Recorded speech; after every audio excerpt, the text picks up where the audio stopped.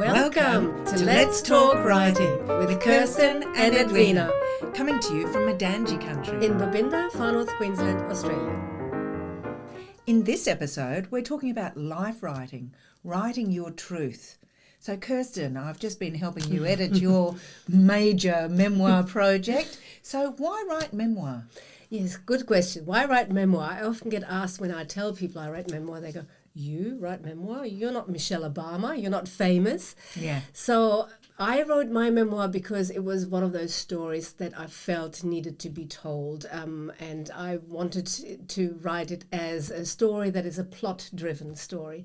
In my workshops, I get a lot of people who are burning to write their life stories, not necessarily for publication, but simply for the psychological release and also putting that story in order. Because if life only makes sense in hindsight. I think it was Nietzsche who said that. Yes. And by writing a memoir, you actually are able to shape the story so that it has an arc, and the difficult life event that you may have gone through, and we all go through difficult times in our lives, make more sense. And you can then also see the benefit, the gifts that come out of a crisis often. Yes. And the main reason, however, to write a memoir really is writing about an episode in your life that changed you fundamentally and that has a universal message for others. So, for example, in my case, I write about grief and how that changed me and how I garnered gifts from the journey through grief. But there's also lots and lots of different memoir. I've read so many memoir now, and often I follow a memoir that is about something unrelated to my life, and I'm so engrossed in the story because the story is well told, and the universal aspect of that story has just grabbed me. Yes. I think that's the main difference between memoir and autobiography. So you get an autobiography or a biography of all the famous people, the Michelle Obamas. A memoir is very different. It's centered around a particular time in life or a particular theme. Yes. So it might be, say, about your experience of motherhood or your experience of loss. Of course, grief starts a lot of us writing memoir. This is the closest I've come to a published memoir at the moment too. And again, it's based on grief. So it's my experiences of loss throughout my life. But it's more self-help. It's a combined memoir self-help, because when you're grieving, you want some practical things to help yourself. And I've put everything that I did to help myself in there, things that worked. But because writing about difficult situations is very cathartic and healing. I think it's because writing it the first time, it's very important to get all the details. It also gives you space to cry. And that's an important part of the process of healing our trauma through writing, is when we are writing, let yourself feel those things and let yourself cry. It's okay to feel sorry for yourself if shit happens. It's okay. You don't have to feel, I'm being self-pitying. No, you have a right to feel sorry and tell your story and tell your side of the story. But then, as you have found, when you write and rewrite this story, it's not you as you are now. It's that old you.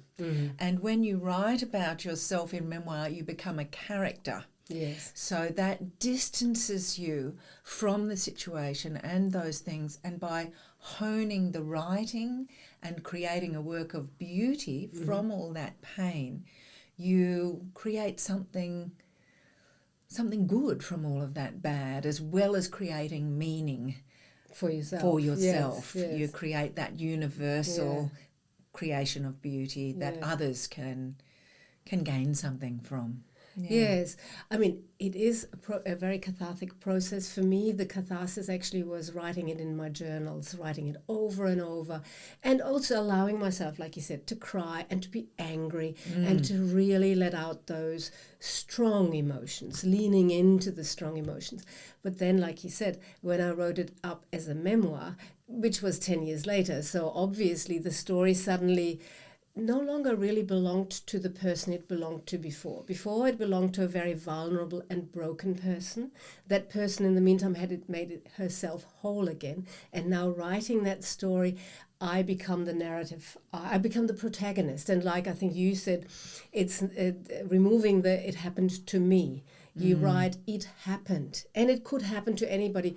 Probably in very, very different circumstances, different, different storyline. However, the emotions that I describe will be emotions that most of us will visit at one point in our lives. Yes. And so the catharsis, there's a second catharsis when you then write it up as a memoir, because you can then also see how far you have come as a writer to let those stories go, or to, like you said, package them into a work of beauty. And that is the power of writing memoir, really. Yes. And that distancing, recognizing that is the old me. And I think that that's very important too, to have that bit of distance so that you have perspective. Yeah. It's very hard, even though it's the curse of a writer, when something is going on very big in our lives. We may find, I've found myself in terrible moments of crisis, thinking of titles for work, and I really should just be letting myself be in the moment, but I'm already trying to write it. And maybe that's because I know a lot of my healing comes from the writing of it. But in order to have that perspective, you often have to be some distance away. And I work with a lot of people with trauma, and it's only now when they're in their 60s or 70s or even 80s that they are able to put words to the trauma they endured as children. Yes. And feel safe enough to express it. Yes. But it is safe to tell your stories, and it's very important for you to tell your story. Yes. Yeah. However, I get a lot of people at my retreats who say, I can't write that story because if somebody reads it, if so-and-so reads it, they'll get really angry, or I'll be implicating so-and-so.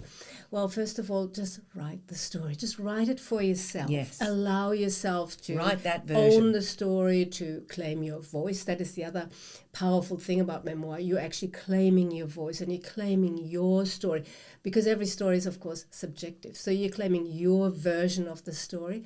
And then, of course, if you do go on to write it as a memoir and then seek representation to get it published, just be very careful with ethics in memoir. That is a topic we could talk about for a long time, but let's just say, for example, don't write a memoir as an act of revenge, because we all have anger towards certain people who've hurt and wronged us in our life, but that is not the reason for writing a memoir.